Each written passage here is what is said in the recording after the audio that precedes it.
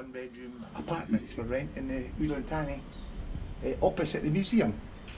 So very, very close to central, to the centre, and also about 150 metres from the museum and 150 metres to Nong Park. It's got a balcony as well and a small kitchenette.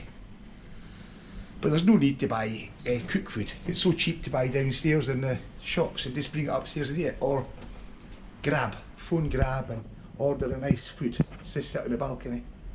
Smart TV and basically smart TV and Thai TV. And we supply the bed and the towels and cleaning products and basically everything you need, you know. Okay, Paul?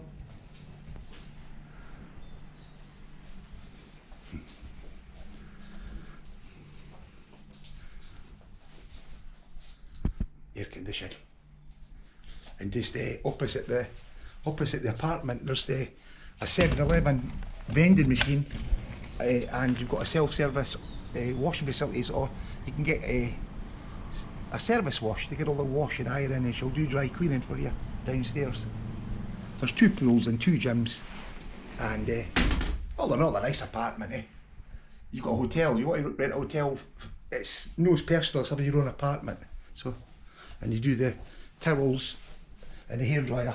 And if you stay more than 1 week, every Saturday or Sunday I can come down and I can give you a clean bedding and clean towels.